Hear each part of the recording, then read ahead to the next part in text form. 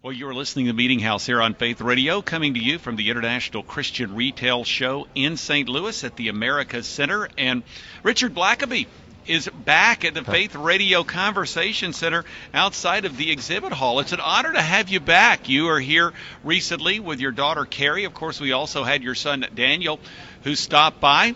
So is it our warm hospitality? Is it the food? It's your wife's candy. Yeah. Okay, very good. That doesn't surprise me. Well, you are, of course, are the director of Blackaby Ministries International Ministry that was started by your father, Henry Blackaby, who, of course, is probably best known for a little book that came out a few years ago called Experiencing God. You and your family have had such a tremendous impact on folks. So let me welcome you back, and you brought your pastor along. I did, my pastor and my younger brother. All right, very good. Mel Blackaby is joining us, and Mel is the senior pastor of First Baptist Church in Jonesboro, Georgia, which is outside of Atlanta. And also, the two of you, as well as Richard, your son, Mike, is you've authored this book. Mike is also on staff at First Baptist Church of Jonesboro. So this is kind of like the nexus in South Atlanta. We have a good time together. It's nice to be able to work with family. Yes, absolutely. And so is the Blackaby ministry, the legacy, I think I saw it somewhere. You think of course, your father, but you're now like third or fourth generation now of Blackaby family members in ministry. Is that right? Yeah, my kids now are all authors, and they're actually a fifth generation Blackaby authors. So wow, it's you never know when you start something how that's going to impact the generations that follow you. Yeah. So your great grandfather. Yeah, great uncle. Our grandfather's uncle was a Baptist pastor. Went to school with Charles Spurgeon in London. Wow. And wrote and pastored, and then from there our grandfather all the way down to us and our kids. My goodness, that really speaks to the power of leaving a legacy for future generations. And obviously you guys are involved not only in following in your dad's footsteps, but also in leaving a legacy for the generations to come. So that's very exciting and a wonderful testimony. Well, the three of you, two of you as well as Mike, have written this book called Discovering God. Mel, share with us what has led to this collaborative effort. I think the subtitle really helps to explain where it's going. It's a conversation about faith and truth and stuff that really matters. And what we're trying to do is help that segment of people who perhaps have grown up in church, may have been in church all their life. They get out of high school and they head off to college, and somewhere along the way they get a train wreck and they lose their faith and they drop out of church. They'd been hearing things about God and they've been going to Sunday school, but somehow they hadn't been challenged until they got to university. And boy, the attacks came and the questions came, and atheist professors start to challenge everything that they'd ever believed. And they get out in the workforce, and all of a sudden that safe surrounding they had is no longer protecting them. And so many people are walking away and being challenged and assuming that the professor who has all these multiple doctor's degrees is telling the truth. And statistics are saying that maybe 70% of those who grew up in church hit university and leave the church. And so we're trying to help them know how to respond to a lot of these questions, these challenges, and understand their faith. And more than that, help them to connect with a relationship with God that is real and goes to the very core of their being.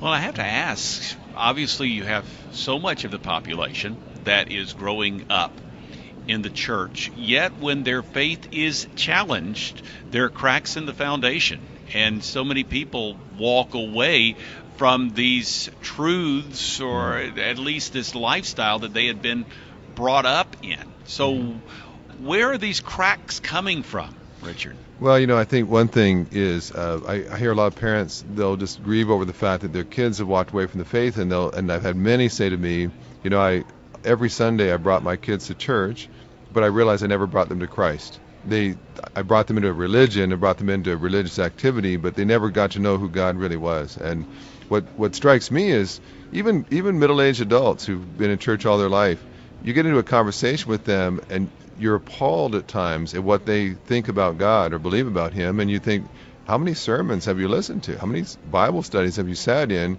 Yet you know God that little, that you don't know Him better than that. And what we realized was that for many people, Christianity is about going to church and sleeping through a sermon, and they really know very little about who God really is.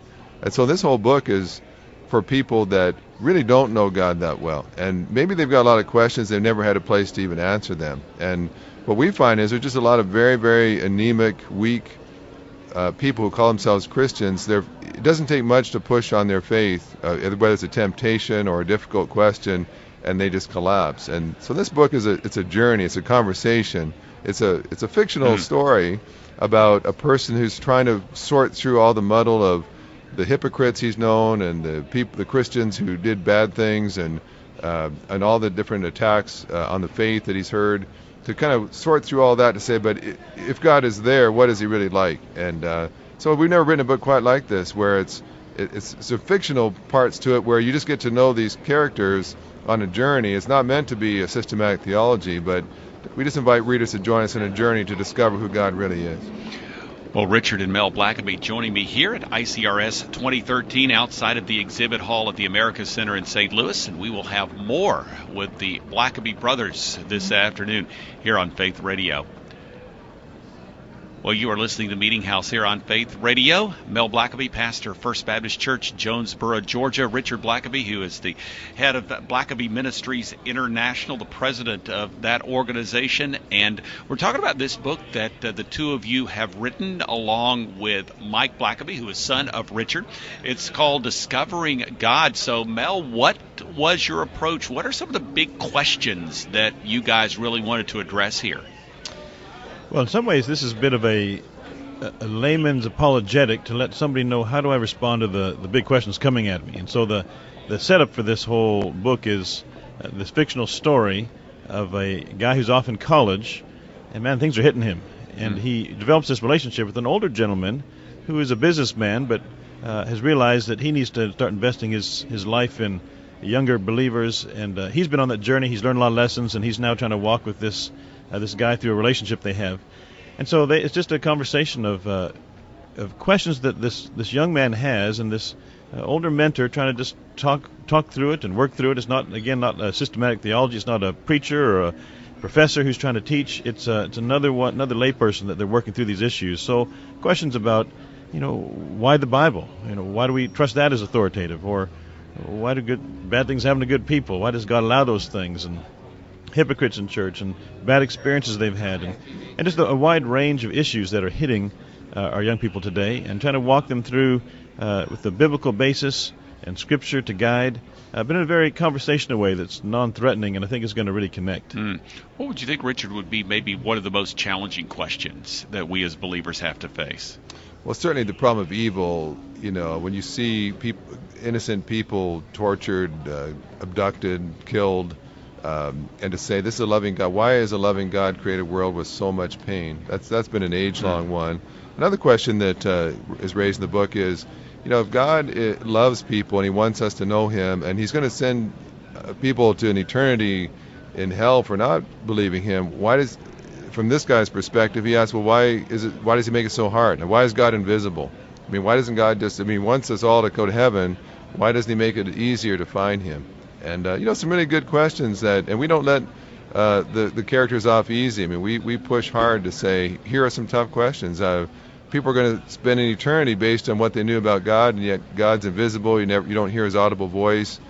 Is he that hard to find, or is He more accessible than you might realize? And there's a lot of questions. And one of the things we're hoping for too is that a lot of parents and adults in the church will read this, and they'll be better prepared to help answer those questions when their own kids sit down at the island at the kitchen table and start asking their parents those very questions. Well, these are some great questions, and we won't have the time, obviously, to answer all of them, but we do want to leave our listeners maybe with a little bit of direction and hope as we conclude our conversation. Discovering God is the title of the book. Mel and Richard Blackaby joining us here at ICRS 2013 in St. Louis. Some closing thoughts next here on the Meeting House on Faith Radio. Well, you are tuned into the Meeting House here on Faith Radio and faithradio.org, the international Christian retail show in St. Louis. Richard and Mel Blackaby joining me today. They are co-authors, along with Mike Blackaby,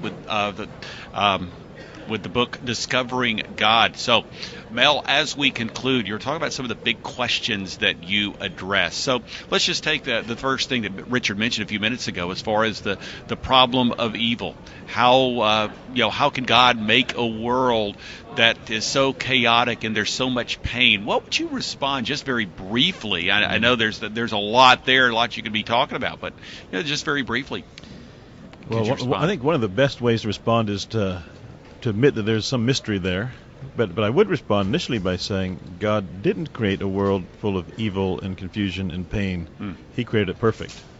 Sin came into the world, and things began to get off track when we walked away from Him. And so it's trying to raise some of those issues of a loving God who gives us a freedom to follow Him or to walk away from Him, but there's consequences to those very things, and the fact that God has a bigger plan than just what we see right in front of us. There's a bigger picture, and there's a road that's ahead of us that we can't understand fully, and there'll always be something troubling about the pain and the evil. And you get the sense in Jesus' own life that it was troubling Him when He saw people in pain, but He knew there was a greater pain that He came to save them from. And so we wrestle with some of those type of issues to realize that there is a good God. He's got the answer, and He's really got the only answer that we can turn to. Excellent. Some great insight for us. Mel and Richard Blackaby joining us here on the Meeting House on Faith Radio. And Discovering God it's a relatively new work. It's still due out very soon, as I understand. Yes, it'll be coming out this fall. Yeah, very good. How can people find out more information about this book and your overall ministry? Well, certainly go to the website of Blackaby Ministries at www.blackaby.org.